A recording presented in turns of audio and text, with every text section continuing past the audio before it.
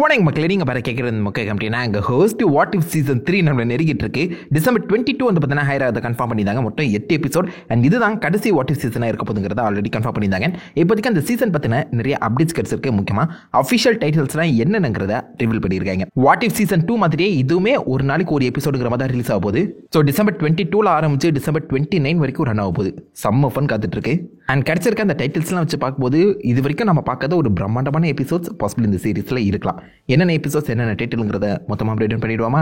December 22 இந்த மொதல் எபிசோடே வந்து பார்த்தீங்கன்னா நான் எதிர்பார்க்கல, mecha Avengers episode. What if Hulk fought the mecha Avengers, இதுதாங்க அஃபிஷியல் டைட்டில்.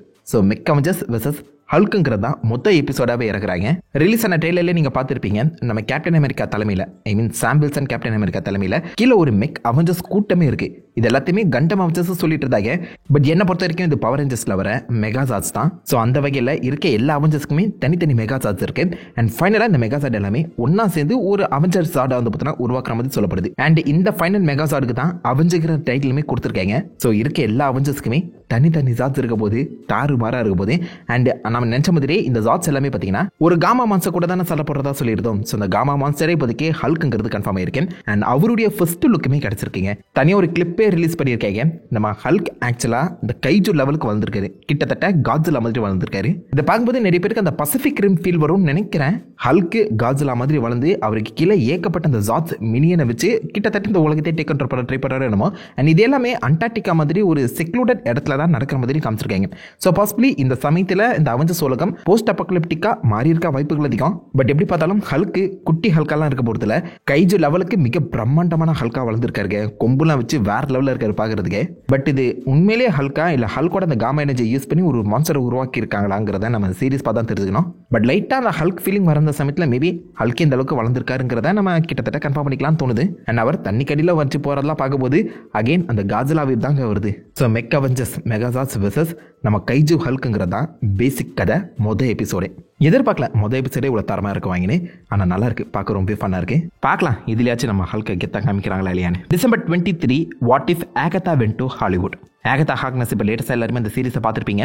ஸோ அதில் பவர்ஃபுல்லாக காமிக்கப்பட்ட அந்த ஆகதா அவருடைய விச் பவர்ஸை நல்லதுக்கு யூஸ் பண்ணுறதுக்குமே தாண்டி ஆக்டிங்க்கு யூஸ் பண்ண என்ன மாதிரி இருக்குங்கிறது தான் இந்த பேசிக் கதை. அண்ட் இது ஒரு மியூசிக்கல் ஃபார்மேட்டில் வந்து பார்த்தீங்கன்னா கொடுக்க போகிறாங்களாம். காமிக்கப்பட்ட அந்த ட்ரெய்லர்லேயே ஒரு ஒயிட் கலர் வெர்ஷனில் நீங்கள் ஆகதாவை பார்த்துருப்பீங்க. அண்ட் அவளுமே ஒரு மியூசிக்கல் சீக்வன்ஸ் தான் ப்ளே பண்ணி காமிக்கிற மாதிரியும் இருக்கு. ஜோக்கர் மாதிரி கேவலமாக காட்டாமல் இது ஒரு நல்ல மியூசிக்கலாக ப்ரெசென்ட் பண்ணாங்கன்னா சூப்பராக இருக்கும். அண்ட் இந்த எபிசோடில் குமென் நஞ்சியானி, அதாவது நம்ம கிங்கோ கேரக்டருமே வர மாதிரி கன்ஃபார்ம் ஆயிருக்கு. பின்னாடி ஒருத்தர் இருக்காரு பார்த்தீங்களா, ஃபர்ஸ்ட் நான் அதை மார்க்ர ஃப்ளோன்னு நினைச்சேன். பட் அது பாசிபிளி இந்த இட்டர்னல்ஸ் படத்தில் கிங்கோ வந்தார் பார்த்தீங்களா, அவராக இருக்கலாம்னு தோணுது. ஏன்னா அவரையுமே ஒரு ஆக்டராக தானே ப்ரெசென்ட் பண்ணியிருக்காங்க. ஆனால் அவர் பாலிவுட் ஆக்டர். இந்த இடத்துல நம்ம ஆகதா ஹாலிவுட்டுக்கு போகிற மாதிரி சொல்லியிருக்க அந்த காரணத்தினால வழி தவறி தெரியாதரமா பாலிவுட்டுக்கு வந்துட்டாங்களோ, அதனால தான் மியூசிக்கல் சீக்வன்ஸ்ல இடம் பெறுதோ இருக்கலாம்.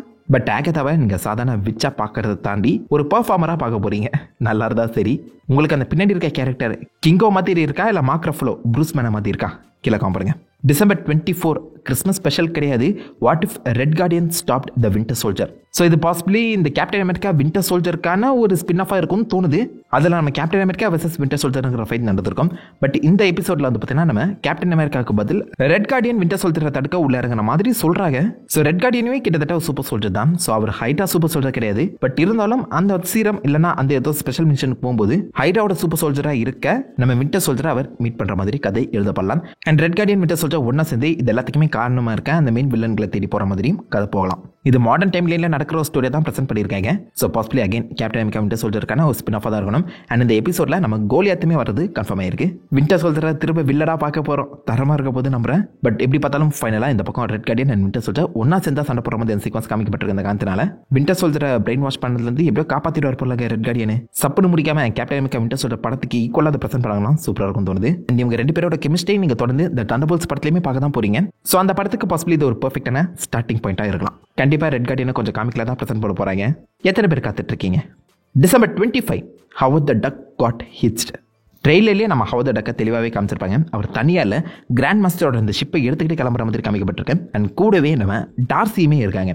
ஸோ ஹவர்ட் அண்ட் டார்சி இந்த காம்போவை இதுக்கு முன்னாடி நீங்கள் வாட் இஃப் சீசன் 2ல பார்த்துருக்கலாம். ஸோ அதில் நம்ம தோர் பார்ட்டி பண்ணிட்டு இருக்கும்போது ஹவர்ட் த டக்குக்கும் டார்சிக்கும் கல்யாணம் ஆகிற மாதிரியே காமிக்கப்பட்டிருக்கும். ஸோ அதோடைய கண்டினியூஷனாக தான் இருக்கும்னு தோணுது. இந்த இடத்துல பாசிபிளி அவங்க ஹனிமூனுக்கு போகிறாங்களே என்னமோ. But what if Howard the duck got ஹிட்ஸ்டுங்கிற மாதிரி சொல்கிற அந்த காரணத்தினால மேபி இங்கிருந்து அந்த கார்டியன்ஸ் லெவல் ஆஃப் ஸ்டோரி வந்து பார்த்தீங்கன்னா கிக் ஆஃப் ஆகலாம். ஏன்னா ட்ரெயிலரில் நம்ம நெபுலாவையும் கார்டியன்ஸ் ஆஃப் கேலக்சியுமே காட்டியிருக்க அந்த காரணத்தினால இந்த ஹவர்ட் ஸ்டோரிக்கும் அந்த கார்டியன் ஸ்டோரி லைனுக்கும் ஏதாவது லிங்க் இருக்கும் போல தான் தோணுது. இல்லை முழு ஃபோக்கஸ்டாக இது ஹவர்டோட ஹனிமூன் ஸ்டோரியாக கூட இருக்கலாம். ஏன்னா கிராண்ட் மாஸ்டரோட அந்த ஷிப் எடுத்துட்டு போகிற அந்த காரணத்தினால அதுக்கு எதுக்கும் சம்மதம் இருக்கணும்ல. ஸோ December 25 வேற வர அந்த காரணத்தினால பாசிபிளி இது ஒரு ஃபீல் குட் எபிசோடாக இருக்கும் சான்சஸ் அதிகம். December 26 what if the emergence destroy the world. Emergency என்னன்னு கேட்குறீங்களா? இட்டர்னல்ஸ் படத்தில் நம்ம பூமியில் ஒழிச்சு வைக்கப்பட்டிருக்க இந்த செலஸ்டியல் டியாமெட் பூமியில் இருக்கவங்களோட அந்த எனர்ஜியெல்லாம் எடுத்துக்கிட்டு இந்த பூமியவே அழிச்சு பரப்பார்ல. ஸோ அதை தான் டெக்னிக்கலாக அந்த எட்டர்னல்ஸ் தடுத்துருப்பாங்க. பட் அதை அவங்க தடுக்க மட்டும் தான் என்ன நடந்திருக்கும், பூமி எப்படி அழியும், பூமி அழிகிறத அந்த அவெஞ்சர்ஸ் தடுப்பாங்களா இல்லையான்னு சொல்லி அதை பேஸ் பண்ண கதை தான் அது. ஸோ ட்ரெய்லர்லேயே 2 ஷாட்ல ஆக்சுவலாக பூமி அழிகிற மாதிரி காமிக்கப்பட்டிருக்கேன். ஸோ அந்த எல்லாத்துலேயுமே அவெஞ்சர்ஸ் லோகமும் இருக்க அந்த காரணத்தினால மேபி அதுக்கும் இந்த எபிசோடுக்கும் சம்மதம் இருக்கலாம். அது மட்டும் இல்லாமல் அரிஷம் செலஸ்டிலே தெளிவாக காமிச்சிருக்காங்க. ஸோ நம்ம நினச்ச மாதிரி இது எமர்ஜென்ஸ் பேஸ் பண்ண எபிசோட் தான். பட் டைட்டிலே what if emergence destroy the world அப்படின்னு சொல்லப்பட்டிருக்க அந்த காரணத்தினால இந்த சமயத்தில் உலகமே அழிஞ்சிருக்காம தான் ப்ரெசென்ட் பண்ண போகிறாங்க போல. அப்படி பார்த்தா உலகத்தில் இருக்கவங்கெல்லாம் காப்பாற்றுற மாதிரி அவெஞ்சர்ஸ் ஏதாவது முடிவு எடுத்துருக்கணும்ல. ஸோ டெக்னிக்கலாக இது அவெஞ்சர்ஸ் வெர்சஸ் செலஸ்டியல்ஸாக இருக்கிறதுக்கான வாய்ப்புகள் அதிகம். இல்லை உண்மையான செலஸ்டியல்ஸோட பிளான் என்னங்கிறத இது காட்டுற மாதிரியும் அமையலாம். கிட்டத்தட்ட இந்த இட்டர்னல்ஸ் படத்தோட ஆல்டர்னேட் எண்டிங்காக தான் இது இருக்குன்னு தோணுது. நல்லா இருந்தால் ஓகேங்க. கொஞ்சம் ஒரு பிரம்மாண்டமான எபிசோடாகவும் இது இருக்க வாய்ப்புகள் அதிகம். December 27 ஜஸ்ட் 1872 போட்டு கொஸ்டின் மார்க் போட்டிருக்காங்க. காமிக்ல 1872 சொல்லப்படுற தனி ஒரு இஷ்யூ ரன்னே இருக்கு. ஸோ அது ஜஸ்ட் ஒரு 4 to 5 இஷ்யூஸ் தான். அதில் இருக்க எல்லா அவெஞ்சர்ஸுமே பார்த்தீங்கன்னா வெஸ்டர்ன் ஸ்டைல் ஆஃப் அவெஞ்சர்ஸாக ப்ரெசென்ட் பண்ணியிருப்பாங்க. அதாவது கௌபாய் அவெஞ்சர்ஸ் மாதிரி. நம்ம கேப்டன் ஷெரீஃபா இருப்பாரு, அயன்மேனுக்கும் கேப்டனுக்கு அப்பப்போ முதல் வந்துடும். நல்லா இருக்கும். அது ஒரு வித்தியாசமான காமிக். அதை தான் ட்ரெய்லர்லையுமே காமிச்சிருப்பாங்க. பட் இது நம்ம கேப்டன் அமெரிக்கா அயன்மேனை பேஸ் பண்ணி இல்லாமல் சாங்சி அண்ட் கேட் பிஷப்பை பேஸ் பண்ணி இருக்கும் போது அதுவும் முக்கியமாக சாங்சி மேண்டரின் தேடி போகிற மாதிரி இந்த கதையை ப்ரெசென்ட் பண்ண போகிறாங்களாம். ஒரு வெஸ்டர்ன் ஸ்டைல் ஆஃப் ஸ்டோரிங்க. இப்போ 1872ங்கிறது அந்த சாங்சி ஸ்டோரியாக தான் இருக்கணும். பட் கேட் பிஷப் எப்படி உள்ள வந்தாங்க அதான் கேள்விக்குறியா இருக்கு. நம்ம ஷெரீஃப் கேப்டன் அமெரிக்காவை காமிச்சாலும் நல்லா தான் இருக்கும் நம்புறேன். பட் கண்டிப்பாக ஒரு செம ஆக்ஷன் பேக்டான ஒரு எபிசோடாக அது இருக்க சான்சஸ் அதிகம். 1872ங்கிறது த வெஸ்டர்ன் ஸ்டைல் ஆஃப் ஆர்டியா 2 மாதிரியான ஒரு ஸ்டோரி, கௌபாய் ஸ்டோரி. போன சீசனில் விக்டோரியன் எபிசோட் இருக்கும்ல, அதே கான்செப்ட் தான். December 28 what if the watcher disappeared. இது என்ன மாதிரி டைட்டிலாக இருக்க போதுன்னு தெரியல. பிகாஸ் இந்த ட்ரெய்லரில் நீங்கள் பார்த்தீங்கன்னா 2-3 ஷாட்டில் மட்டும் தான் வாட்சரை காமிச்சிருப்பாங்க. அதுலேயுமே ஒரு முக்கியமான ஷாட்டில் இந்த ஹோலோகிராம் வாட்சர்ஸ் எல்லாருமே நம்ம வாட்டோவை பார்த்து மீட் பண்ணி பேசுகிற மாதிரி சீக்வன்ஸ் அமைக்கப்பட்டிருக்கேன். நம்ம வாட்டோ வாட்சருமே பார்த்தீங்கன்னா அவருடைய பேட்டில் சூட்டில் வந்திருக்காரு. ஸோ மேபி நம்ம வாட்சர் இனமே அழிகிற மாதிரி ஏதாவது ஒரு கதை எழுதப்பட போதோ.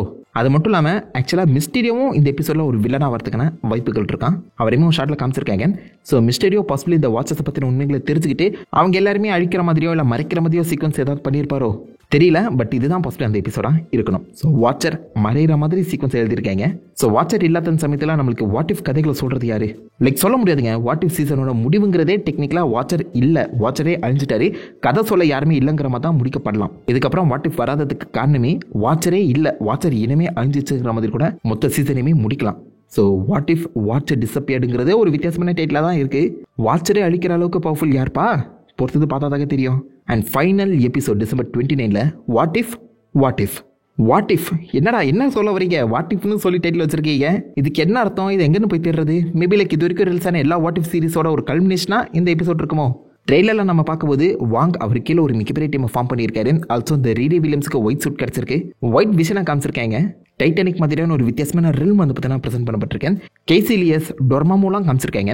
ஸோ இது வரைக்கும் நம்ம பார்த்த எல்லா வாட் இஃப் சீரிஸுமே கல்மினேட் பண்ணி ஒரு வித்தியாசமான எபிசோடாக இது ப்ரெசென்ட் பண்ணப்படலாம். அண்ட் இந்த எபிசோடுக்கு முன்னாடி எபிசோடில் தான் வாட்சர் காணாமல் போகிற அந்த சமயத்தில் வாட்சர் இல்லாத அந்த உலகத்தில் பல சம்பவங்கள் நடக்குது, மல்டிவர்ஸே கொலாப்ஸ் ஆகுதுங்கிற மாதிரி கூட கதை முடிக்கப்படலாம். பட் வாட் இஃப்ல வர அந்த ஸ்டோரி எதுவுமே ரியல் லைஃப் ஆக்ஷனுக்கு டிரான்ஸ்லேட் ஆகாத அந்த சமயத்தில் இது பெரிய அளவுக்கு எம்சியை பாதிக்க போகிறது இல்லை தான். பட் என்ன மாதிரி முடிக்க போகிறாங்க தெரியலையே, அதுவே செம்ம கியூரியாசிட்டி கலப்புது. ஸோ கண்டிப்பாக எண்டிங்கிறது செம்ம பேங்கராக இருந்தால் சூப்பராக இருக்கும். ஸோ வாட் இஃப் என்ன கான்செப்டாக இருக்கும்னு நினைக்கிறீங்கன்னு மறக்காம கீழே காமிடுங்க. மொத்தம் 8 எபிசோட், 8மே எனக்கு தெரிஞ்சு தரமான எபிசோடாக இருக்கும் போது நீங்கள் இந்த 8 எபிசோடில் எதுக்காக ரொம்ப அவ்வளோ காத்துட்ருக்கீங்க? வாட் இஃப் சீசன் 3 முடிகிறத பற்றி உங்களாச்சும் உங்களோட ரிவ்யூஸ் என்னன்னு சொல்லி மறக்காம கீழே காம் பண்ணிட்டு அந்த லைக் தட்டி விடுங்க. உங்களை தான் நல்ல ஒரு ஆசமான விடலை மீப்பட்டு நினைந்திருக்கும். Have fun guys. வட்டா